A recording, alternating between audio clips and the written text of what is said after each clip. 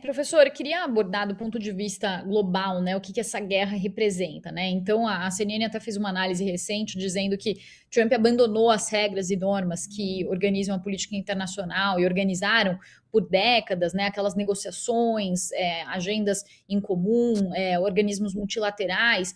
E ele tentou usar, né, isso também em relação à guerra na Ucrânia, de não usar as regras que existiam até o momento, mas que os resultados dessa estratégia foram escassos, né? Então ele estendeu o tapete vermelho para Putin no Alasca, que enfrenta acusações de crime de guerra, ele impôs sanções duras sobre o petróleo russo, ele chegou a conseguir dois cessar-fogos, mas foram cessar-fogos frágeis, limitados à infraestrutura energética, e ele provocou uma montanha russa emocional para aliados europeus que ficaram perplexos, inclusive, com essa postura, essa nova abordagem de Trump, e ele tem feito uma pressão constante sobre a Ucrânia para que ela faça concessões. Mesmo com toda essa mudança de estratégia, não houve a resolução do conflito em 24 horas, como ele prometeu durante a campanha, nem em 100 dias, nem em um ano. E, por outro lado, a gente pode falar também da Europa, que não gastou talvez o suficiente para apoiar a Ucrânia e agora vive nessa situação de uma falsa economia. Então, ela gasta menos agora, mas corre o risco de ter que gastar muito mais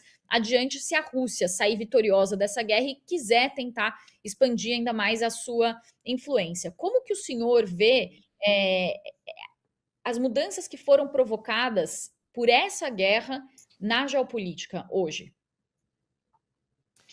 São mudanças muito profundas, né? Não dá para cravar se serão irreversíveis ou não, mas profundas, né? De um lado temos os Estados Unidos da América, né? A maior potência militar do planeta, revelando com Donald Trump à frente da Casa Branca um desprezo profundo, né? Quase que absoluto, pelo direito internacional público, por princípios importantes do direito internacional, né? Como o princípio da soberania, da não intervenção, da integridade territorial. Né? O próprio Trump assedia, né, outros países territorialmente, né? Como faz com a Groenlândia em relação à Dinamarca, como já se referiu, né, ao Canal do Panamá. Né, isso, claro, que causa preocupação, né, em um contexto de 4 anos de guerra, né, termos uma liderança nos Estados Unidos, né, que, né, pouco se importa com princípios sacrossantos, né, que de alguma maneira existem para trazer previsibilidade e estabilidade na relação entre os Estados. Vemos, além disso, né, uma Europa muito enfraquecida, né, do ponto de vista prático, né, porque é um ator que sempre depende da relação com os Estados Unidos, né, a relação atlântica, né, e hoje não pode mais contar tanto com essa relação de confiança, né, porque o presidente Donald Trump é uma figura errática, contraditória, né, às vezes sinaliza que busca um certo desengajamento em relação à geopolítica europeia. Né? Então, nesse cenário de 4 anos de guerra, né, vemos que essa aliança atlântica ela se vê impactada, fragilizada, em alguma medida fraturada, né, com Trump menos comprometido. Isso, claro, né, que para a Europa é um cenário muito ruim, né, porque a Europa depende, especialmente de algumas esferas, né, como a questão da inteligência, defesa antiaérea, depende do apoio norte-americano, né, quando se vê ali, né, assediada pela Rússia no seu entorno, né, uma Rússia, né, que consolida posições, reitero, na Ucrânia, né, que os europeus entendem que certamente não vai parar, né, ali no território ucraniano, teria, né, algum tipo de avanço posterior para outras regiões, né, para outras frentes, sempre, né, com a desculpa de defender os russos étnicos, né, com uma orientação nacionalista, né, às vezes inclusive uma dimensão religiosa envolvida.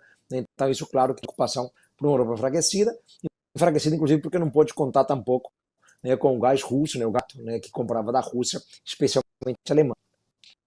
Estamos, né, para os impactos, né, mais diretamente ligados ali à relação entre Kiev e Moscou, né, a situação da Ucrânia é uma situação realmente, né, muito, né, o país de alguma maneira pressionado por Washington para fazer territoriais, né, o país que tem, né, cerca de 20, 25% do seu território ocupado pela Rússia, né, os Estados Unidos entendem que a paz só poderá se alcançar se a Ucrânia abrir mão, né, de território, né, controlado pela Rússia, né, o que significa renunciar quase que em definitivo ao princípio da integridade territorial. A Ucrânia não parece ter muita margem de manobra, de barga, diante dos Estados Unidos. É algo muito ruim.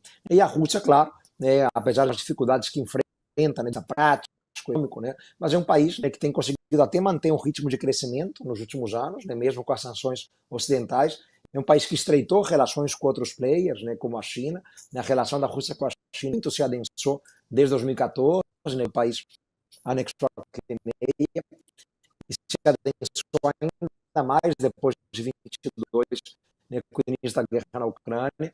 É uma Rússia que depende menos hoje, né, de atores ocidentais, né, que conseguem avançar, né, para outras frentes, para outros, né, uma rua politicamente né, que pode deve ser levado em consideração igualmente.